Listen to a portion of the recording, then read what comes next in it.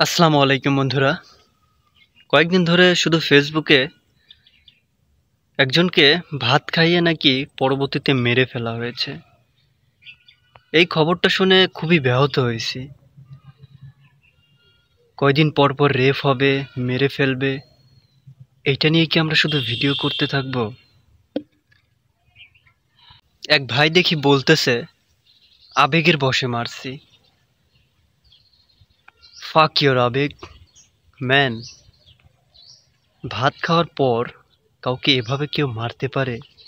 Just একটা ফোনের জন্য কেউ মানুষ হত্যা করে? বিলিভ করতে পারতেছি না।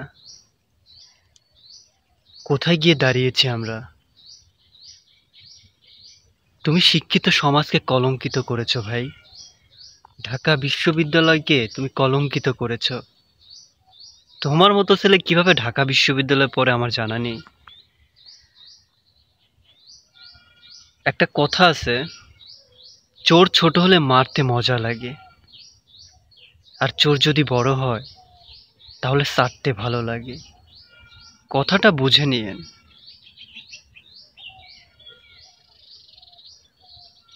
মানুষ মানুষকে এভাবে মারতে পারে, দেখলেই গাও শিউরে ওঠে।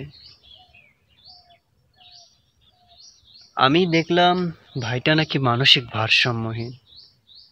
এখন আমার প্রশ্ন হলো, ওই ভাইটা মানসিক ভারসাম্যহীন না যারা মেরেছে তারা? বিকৃত মানুষের মন মানসিকতা তোমাদের।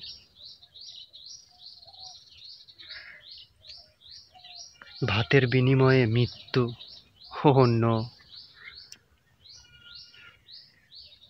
আন্দোলনে মানুষ মরবে, রেপ হয়ে আমার বোন মরবে, 2 দিন পর পর খুন হবে, কিন্তু এর বিচার হবে না। কিন্তু ওই যে বড় বড় চোর আছে যাদেরকে চাটতে ভালো লাগে, তাদের কিছুই হবে না। সবশেষে একটা কথাই বলতে চাই, মন মানসিকতা পাল্টাতে হবে। জীবন খুব ছোট, আজ আছি কাল নেই। মানুষকে মেরে ফেলা মহাপাপ। যে ভাইটিকে মেরে ফেলা হলো তাকে নাকি সন্দেহভাজনভাবে মারা হয়েছে। সে যে চুরি করেছে এটাও প্রমাণিত না।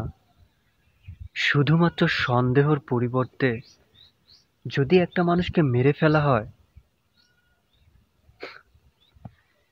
আর মারবেই বা কেন আমি বুঝলাম না। মানে একটা ফোনের বিনিময়ে মেরে ফেলবে, তাহলে ভাত খায় মারলি কেন?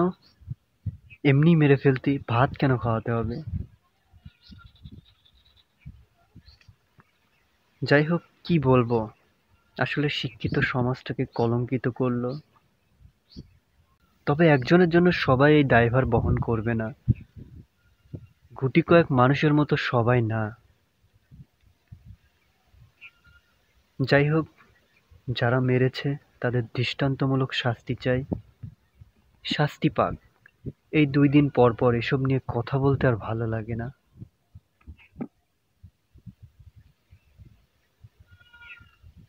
যাই হোক, সবাই ভালো থাকুক, সুস্থ থাকুক।